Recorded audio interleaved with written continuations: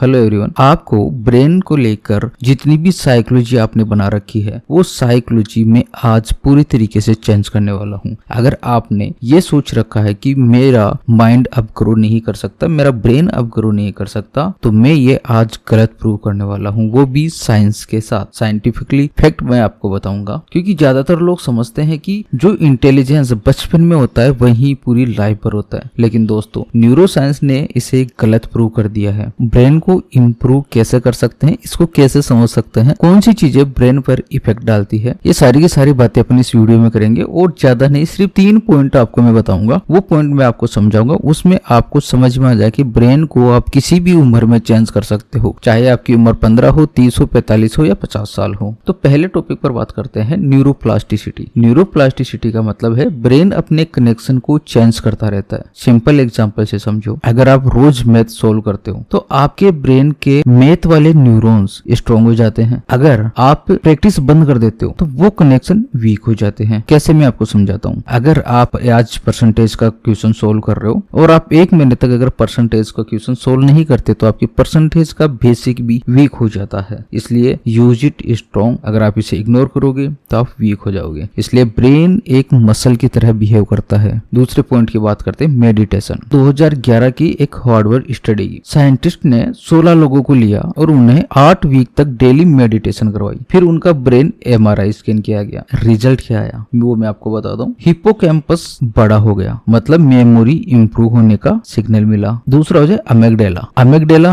छोटी हो गई, मतलब स्ट्रेस कम हो गया। सिंपल लैंग्वेज में, मेडिटेशन से दिमाग काम होता है, शांत होता है और स्ट्रॉन्ग भी होता है। अगर आप इजीली टेंशन ले लेते हो तो मेडिटेशन आपको इमोशनली स्टेबल बना देता है। बात करते हैं थर्ड पार्ट की, एक्सरसाइज। 2013 की रिसर्च में साइंटिस्ट ने देखा कि जो लोग रेगुलरली एक्सरसाइज करते हैं उनका ब्रेन फिजिकली चेंज होता है, हिप्पोकैम्पस का साइज इंक्रीज होता है, मेमोरी बेटर होती है। अब सवाल ये होता है कैसे। जब आप एक्सरसाइज करते हो तो ब्लड फ्लो बढ़ता है, ऑक्सीजन और न्यूट्रिएंट्स ब्रेन तक ज्यादा पहुंचते हैं और एक स्पेशल केमिकल रिलीज होता है, BDNF, ब्रेन न्यूरोट्रोफिक फैक्टर। ये केमिकल ब्रेन सेल्स को ग्रो करता है। सिंपल लाइन में समझो कि exercise is like fertiliser for your brain. इसी के साथ एक मेडिटेशन को आप और समझने की कोशिश करते हैं कि मेडिटेशन और फोकस। 2006 की स्टडी की बात करते हैं। 2006 में एक और रिसर्च हुई जिसमें लॉन्ग टर्म मेडिटेटर का ब्रेन चेक किया गया। रिजल्ट आया, उनका ब्रेन कॉर्टेक्स ज्यादा ठीक था। अब कॉर्टेक्स क्या करता है वो समझ लेते हैं। ये cortex thinking process, decision making और फोकस, इन तीनों को स्ट्रॉन्ग करता है। मतलब जो लोग रेगुलरली मेडिटेशन करते हैं उनका फोकस नेचुरली स्ट्रॉन्ग हो जाता है। इसलिए जो मॉन्क होते हैं, जो साधु संत होते हैं, का कंसंट्रेशन इतना पावरफुल होता है। एक छोटी सी रिसर्च की बात करते हैं। 2021 की मेटा एनालिसिस की रिसर्च है। ये लेटेस्ट रिसर्च 2021 में 25 से ज्यादा स्टडीज को कंबाइन करके एनालिसिस किया गया था। इसका रिजल्ट आया था, मेडिटेशन से ब्रेन का मल्टीप्लाई एरियाज चेंज होते हैं, इमोशनल कंट्रोल बेटर होता है। मतलब ये कोई एक एक्सपेरिमेंट नहीं है और बार बार ये प्रूव हो चुका है कि